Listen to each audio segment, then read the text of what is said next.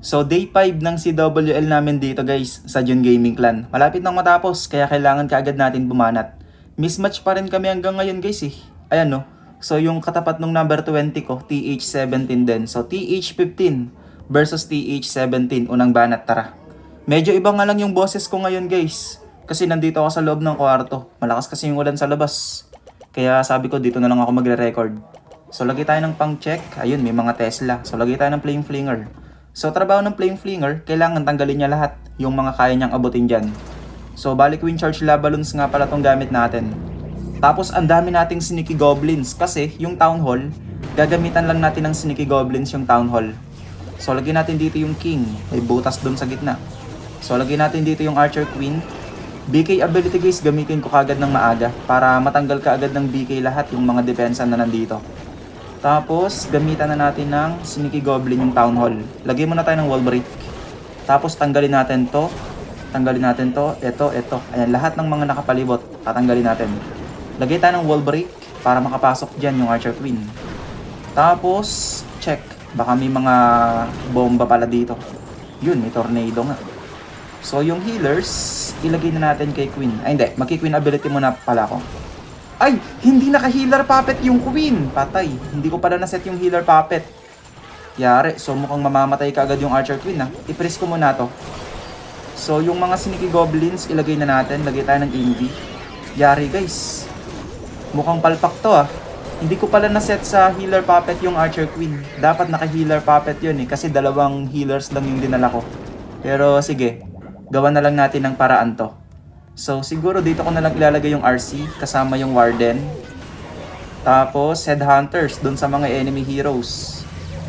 RC ability na force pa ng maaga. I-reach na natin dito para mabilis.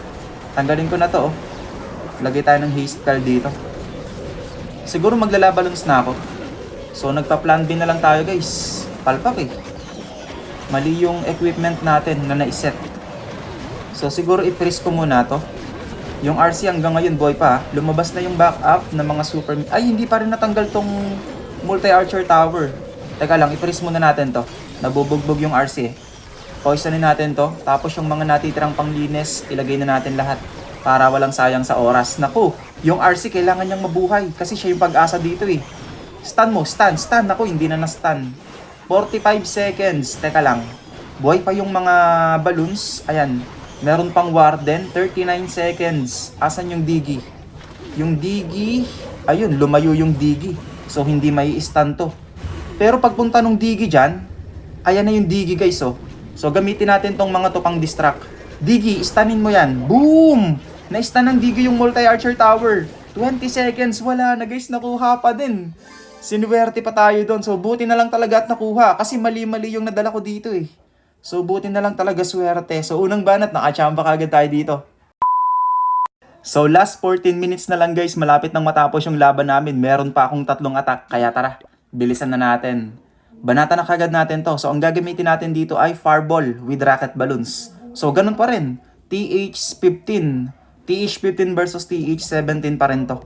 So, unahan na natin dito ng Warden Walk. Tapos, Flame Flinger yung gagamitin kong machine ngayon. Flame Flinger tayo dito. So, trabaho ng Flame Flinger, kailangan matanggal niya hanggang dito. Hanggang doon sa may multi-IT. Tapos yung Warden, bantayan natin. Kasi yung Fireball, dito ko siya papatamain guys. Sa may Ricochet Cannon. Ito, pwede na nga akong mag-envy dito eh. So, i-envy muna natin to. Double Quake, Fireball. Boom! Ayun, tanggal ka agad lahat yung mga depensa na nandun. So, yung Warden, kailangan matanggal ni Warden lahat yung mga nandito sa ibabaw. So, yung Flame Flinger, kailangan kong bantayan kasi meron ditong mga mortar. So, tanggalin ko na siguro tong mortar na to. Masakit yan pag tinamaan. Uy, may mga Tesla pang lumabas. So, malaking tulong yung balloons na yun ha. So, yung Warden, okay pa naman. Hala, antibay naman itong mortar na to. Hala, hindi na nasira yung mortar. Bahala ka na dyan. Ang dami ko nang nasayang na rocket balloon dun ha. So, lagay ko na rito yung Archer Queen, BK, Wall Break. Uy, ulit. So, isama na natin dito yung Ice Golem pang support. Grabe yung mortar. Napuno na naman yung buhay ng mortar. Sige, bahala na yan. Okay na yan. Hayaan na natin yan. So, tanggalin natin to. Lagay tayo ng balloon. So, yung BK ability, gamitin ko na lang yung BK ability kapag nandun na yung king. para ma-open yung wall papasok doon sa gitna. Siguro pwede na to. King ability, gamitin ko na yan. I-rage na natin dito yung mga heroes. So yung RC, saan natin pwedeng dalahin? Gamitin muna natin to dito. Ay, ayun. Yung Poison Tower. Mapapabato natin ng maaga yan. Yun, no? So makakalibre tayo ng Poison Tower doon. Yung RC, wait lang.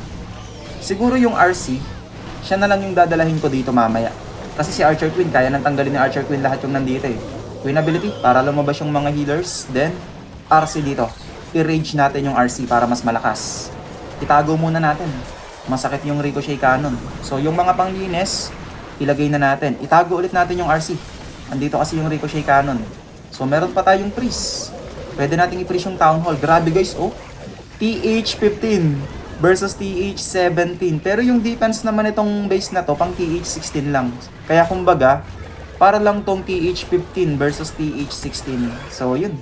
Nakuha rin natin. So, kailangan nating madaliin guys kasi malapit nang matapos yung laban. Baka hindi natin maubos yung mga atake natin dito. So, yun. Pangalawang banat. Naka 3 star tayo dito. So, lipat ka agad tayo guys. Next banat sa Town Hall 16 naman tayo. So, next banat. Number ano yung katapat natin? Number 13. So, Town Hall 16 versus Town Hall 17. Tara, banat. So, ang gagamitin naman natin dito ay Root Riders with Valkyries. So, lagay tayo ng RC. Siguro maglagay ako dito ng isang Archer. Para pa... Ay, naku. Panghila sana yun sa bantay eh. Pero, sige. Hihilahin ko na lang gamit ito. So, tingin ko naman, kaya pa ni RC to. Kahit hindi pa ako mag-invi. So, nakatipid ako ng 2 invi doon ah. Parang walang bantay. Parang wala atang bantay yung base ng kalaban. Walang lumalabas doon sa Clan Castle eh. Walang bantay guys. Mukhang may partida pa yata kami sa kalaban. Or nagkatamaran ata silang maglagay ng bantay. So, pagkatapos, hindi, pwede na nga ako ditong maglagay ng Archer Queen. Ayan, pwede ko nang isabay ito. Lapag na natin lahat. Ayan, tapos yung RC, i-recall na natin, okay na yan. Tapos ilipat na natin dito. Yung BK, yung mga Valkyries, lahat yan, isama na natin. Wall Breaker, para makapasok dito mamaya yung Queen. Siege Barracks, para may katulong yung Archer Queen. I-rage muna natin. Tapos, Warden Ability, parang hindi pa naman masyadong kailangan ngayon. Siguro mamaya na yung King Ability kapag nasa gitna na. Headhunter na lang muna. Tapos Warden Ability, ngayon na, gamitin na natin. Medyo masakit na yung area dito eh. Itago muna natin to. I-OG muna natin para diretso na yung mga troops doon sa Town Hall. I-reach natin. Ipiprease ko muna yung Town Hall para hindi na masyadong makasakit. Tapos, ay eto, may mga naiiwan dito. Lagyan na natin ng Barbarian. Meron pa tayong freeze. I-freeze ulit natin dito to. Yung BK ability, mamaya ko na gagamitin kapag nawala na yung OG. So, tanggalin na natin tong mga kalat na to sa labas. Meron pang Invi ah. So, antayin kong mawala yung OG. Ayan. So, pag lumapit na yung King dito, tsaka natin gamitin yung King ability para sulit na sulit yung value ng BK ability. Teka lang, antayin pa natin. Ayan, pwede na to. BK ability, sige, pwede na yan. Yun no, tanggal lahat yung mga kalapit. So, yung mga natitirang Barbarian, ilagay na natin dito. Archer Queen ability, gamitin na rin natin. Wala na guys, kuha na to. Tapon na natin dito yung isang Invi. So, hindi na natin nagamit yung Poison Spell kasi walang bantay. Walang bantay yung base ng kalaban. Nagkatamaran ata silang maglagay ng bantay.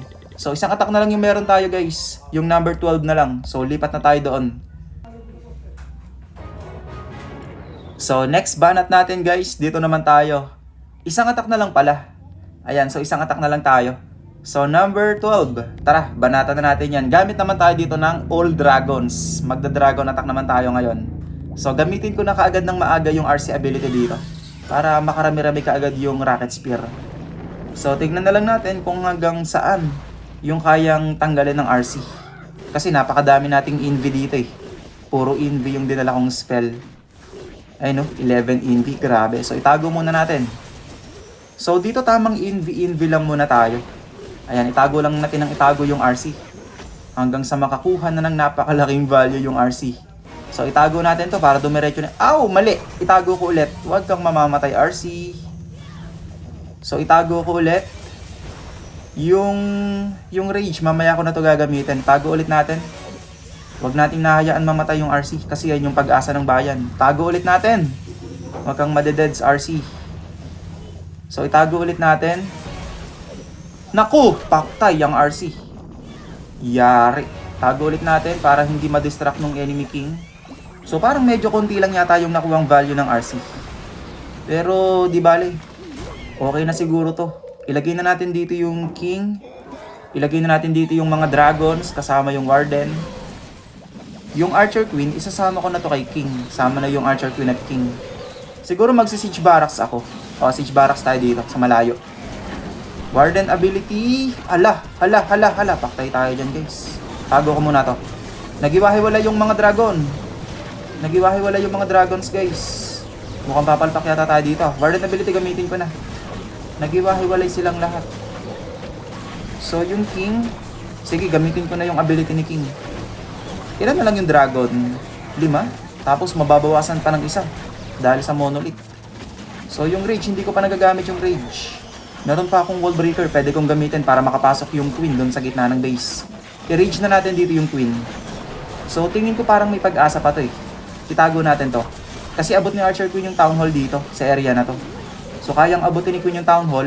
Tapos yung mga dragons and super minions, sila naman yung tatanggal doon sa mga nasa likod. Yun lang, nagtago yung town hall. Pero babalikan naman yan ni Archer Queen mamaya eh. Ayan na. Lumitaw na ulit yung town hall. So Archer Queen ability. Wait lang, mamaya na. Wala guys, hindi na to kakayanin. Hindi na kakayanin guys. So Archer Queen ability gamitin ko na. Ang dami pang naiiwan sa likod eh. So wala na. Hindi na to mati 3 star. Pero, i-end battle na natin. Kasi panalo na naman to. Score namin, 76 to 67. Binaliktaran lang. So dito panalo na kami. So dahil dyan, meron na kaming 1, 2, 3. 3 panalo at 2 talo. So meron pang dalawang round. So kita-kits na lang tayo guys dun sa mga susunod pang laban.